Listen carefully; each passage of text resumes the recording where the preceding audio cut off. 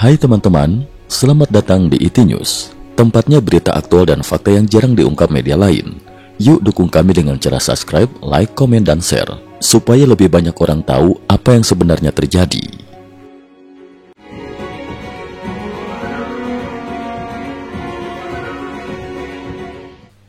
Salam pemirsa, pada Selasa 28 Oktober 2025, Benyamin Netanyahu, Perdana Menteri Israel, memerintahkan militer negaranya untuk melakukan serangan udara besar-besaran ke wilayah Gaza, khususnya kota Gaza dan wilayah selatan seperti Rafah, sebagai tanggapan atas dugaan pelanggaran gencatan senjata oleh Hamas.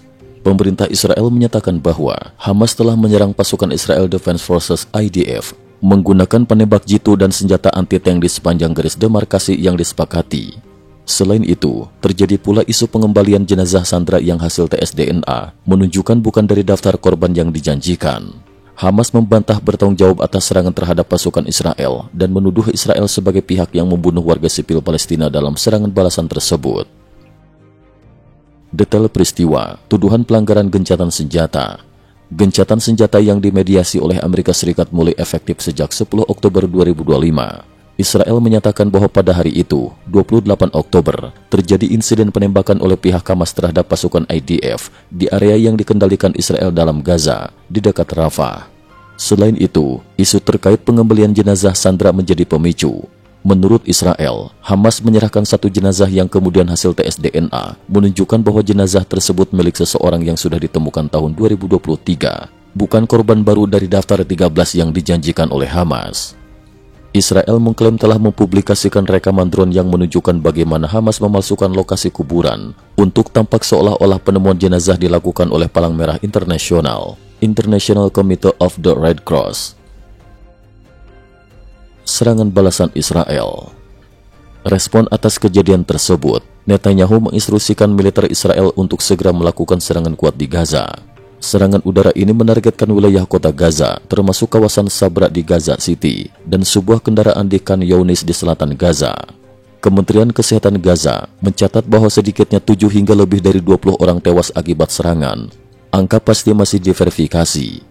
Menteri Pertahanan Israel, Israel Katz, menyebut bahwa aksi Hamas telah melewati garis merah dan akan mendapat balasan keras. Reaksi dan konteks internasional. Pemerintah AS di bawah Donald Trump menyatakan dukungan terhadap Israel, namun juga memperingatkan agar konflik tidak melebar. Wakil Presiden AS, J.D. Vance, mengatakan bahwa meski ada eskalasi konflik, gencatan senjata masih bertahan untuk saat ini.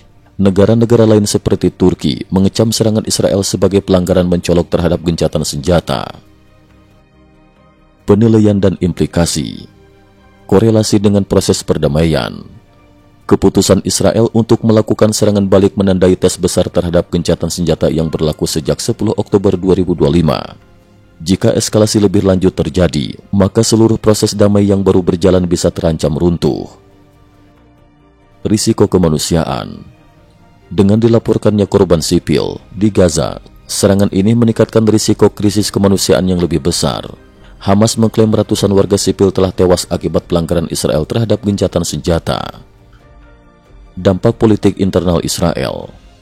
Far-right di pemerintahan Israel, misalnya Itamar Ben-Gvir dan Bezalel Smotrich, menggunakan insiden ini untuk menekan Netanyahu agar tidak menahan diri dan melanjutkan operasi militer yang lebih besar terhadap Gaza.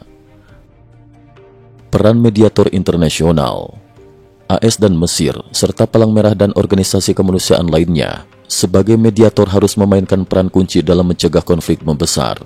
Namun tuduhan pemalsuan kuburan oleh pihak Israel terhadap Hamas yang dilaporkan oleh media bisa merusak kepercayaan publik terhadap proses pemulihan jenazah sandera. Catatan penting. Walaupun banyak laporan yang beredar, beberapa klaim seperti lokasi aksi sniper atau skema kuburan palsu masih dalam penyelidikan independen dan belum dibuktikan secara terbuka oleh otoritas netral. Angka kematian dan kerusakan terus berubah seiring masuknya laporan dari lapangan di Gaza yang sulit diakses secara bebas. Gencatan senjata yang sedang diuji ini tidak menjamin penghentian konflik. Skirmishes atau bentrokan kecil bisa terus terjadi, sebagaimana dikatakan oleh pejabat AS. Cukup sekian dulu, terima kasih atas perhatiannya. IT News juga memiliki channel di platform kancing.com. Mohon kunjungan dan bantu subscribe agar bisa mengikuti perkembangan dunia tanpa batas. Terima kasih. Link kancing ada di dalam description.